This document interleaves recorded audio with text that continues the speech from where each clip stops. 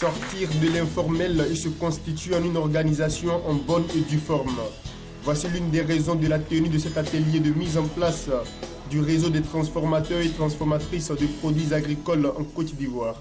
Ils sont arrivés de tout le pays pour se partager les informations, échanger et réfléchir à mettre ensemble leurs potentialités pour développer l'activité de transformation de produits agricoles.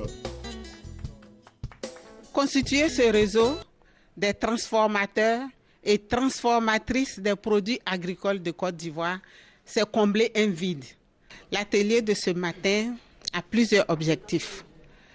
Réunir sur une même plateforme les transformateurs, surtout la petite transformation, et faire comprendre aux transformatrices elles-mêmes et à toute la nation ivoirienne que la transformation est un métier. Il faut aimer, il faut s'y engager pour pouvoir y réussir.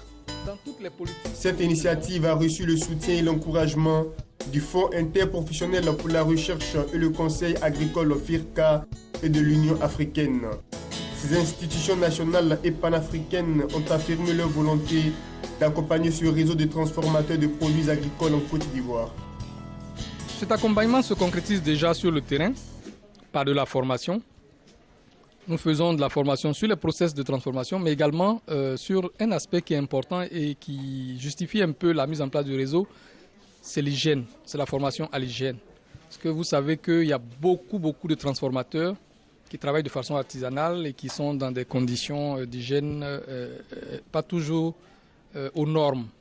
Donc le fait de les mettre en réseau, ça permet de les identifier et de pouvoir les associer à toutes les actions, d'abord de formation, mais également d'appui.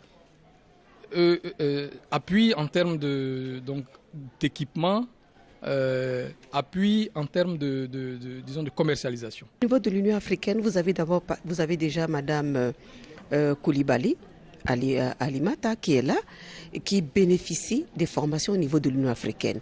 Mais ces formations qu'elle reçoit au niveau de l'Union africaine, en rentrant en Côte d'Ivoire, elle la partage avec le réseau. Le soutien est vraiment multiforme et de plusieurs formes. Déjà, la formation, l'expertise, l'accompagnement, la caution morale, le fait que l'Union africaine soit aux côtés de ces femmes pour les soutenir, pour pouvoir obtenir des financements même auprès des bailleurs, parce que l'Union africaine peut se porter aussi présentée comme une caution morale.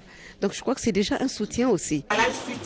Cette rencontre a aussi été l'occasion pour ces hommes et ces femmes d'exposer leur savoir-faire.